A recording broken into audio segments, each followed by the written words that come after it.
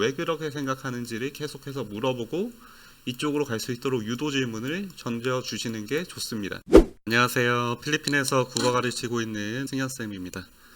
자, 오늘은 초등학교 국어에 대해서 간단하게, 정말 간단하게 몇 가지 팁에 대해서 이야기를 해보려고 합니다. 자, 우리가 초등학교 국어를 배우다 보면, 해외에서 특히 배우다 보면 어려움에 부딪히는 것들이 있습니다. 대표적인 것들은 맞춤법, 두 번째는 이제 어휘 중에서도 특히 사자성어가 많이 어려워하는 부분입니다. 그리고 논리력. 보통 많이 어려워하시는 것들이 이제 맞춤법하고 논리력이고요. 이제 어휘나 사자성어 같은 것들은 사실 어렵다기보다는 사실 공부할 기회가 없는 거죠. 이런 것들은. 자, 오늘 해볼 이야기는 이 중에서 특히 논리력에 대한 이야기를 해보도록 하겠습니다. 첫 번째 팁은 문제지 순서 구성 방식을 거꾸로 이용해보자. 이게 무슨 소리냐면, 자, 여러분 한국에서 아무 문제지나 사보시면 문제지 구성이 이런 식으로 되어 있습니다. 자, 한번 그려볼게요. 자, 이 정도 되는 문제지 사이즈에서 한 3분의 2 정도가 지문으로 나옵니다. 요만한 글이 이제 지문으로 나오고요. 그 다음에 문제가 한 2개에서 3개 정도가 문제가 나옵니다. 문학 같은 경우에는 3문제에서 5문제 정도 나오고요. 그 다음 장에서는 내용 구성이라고 해서 이 글이 어떻게 이루어져 있는지 1문단의 중심 내용, 2문단의 중심 내용 이런 식으로 쭉 정리가 되어 있습니다. 그리고 마지막에는 어떻게 되어 있느냐, 어휘, 어법이라고 해가지고 맞춤법 문제라든지 이제 단어 문제들이 여기 마지막에 수록이 되어 있어요. 거의 보통 이런 식으로 문제가 많이 구성이 되어 있습니다. 자, 그러면 우리는 문제를 풀 때 이런 식으로 많이 합니다. 여기를 먼저 풀고요. 지문을 다 읽고 난 다음에 문제를 풀고 내용 구성을 본 다음에 이제 어휘를 풀게 되죠. 자, 이런 순서를 따라가는데, 자, 이 순서를 한번 바꿔서 풀어보는 거예요. 어떻게 푸느냐, 일단은 본문도 보지 말고요. 어휘에서 내가 모르는 단어가 있는지 일단 체크를 합니다.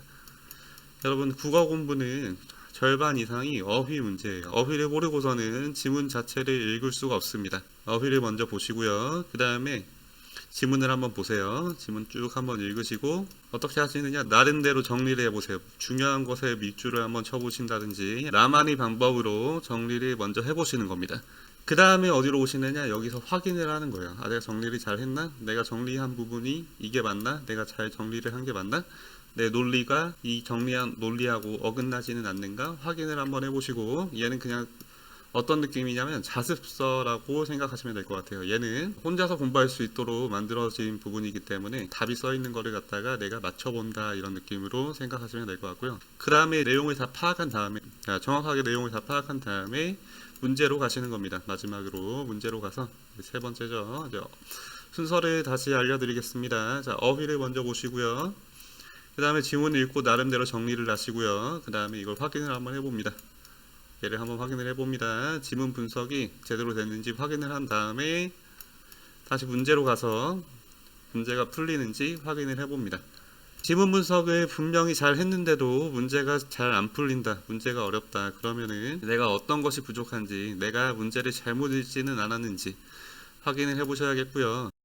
우리는 지문을 보게 될 때 머릿속에서 이런 순서로 진행이 됩니다. 자, 우리 뇌는 뭘 하느냐, 읽으면서 정리를 합니다.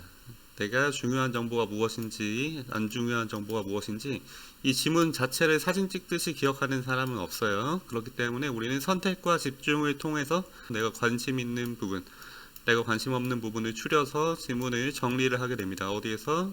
머릿속에서 정리를 하고 읽은 다음에 그 머릿속에 정리된 내용을 바탕으로 문제를 풀게 되는 거예요. 하지만 읽는 훈련이 제대로 되어 있지 않은 초보자들의 경우에는 이 머릿속에서 이루어지는 작용들이 원활하게 이루어지지가 않습니다. 자, 아까 옆 페이지에 지문 분석, 1문단에 뭐가 있고 2문단에 뭐가 있고 이런 식으로 분석이 되어 있다고 말씀을 드렸잖아요. 자, 우리가 원하는 수준은 어떤 것이냐면 읽는 동시에 이와 같이 여기에 나와 있는 것과 같이 머릿속에서 정리가 되기를 원하는 거예요. 그 상태에서 문제를 보게 되기까지가 우리 목적입니다. 내 마음대로 정리하는 것이 아니라 여기에 나온 대로, 물론 똑같지는 않아요. 토시 하나 틀리지 않고 똑같지는 않고, 아이들더러 이걸 처음에 해보라고 하면 어떤 식으로 되어 있냐면 밑줄이 한 지문당 한 7개, 8개가 쳐져 있습니다. 보통은 7시에서 한 8개, 많으면 한 10줄도 쳐져 있어요.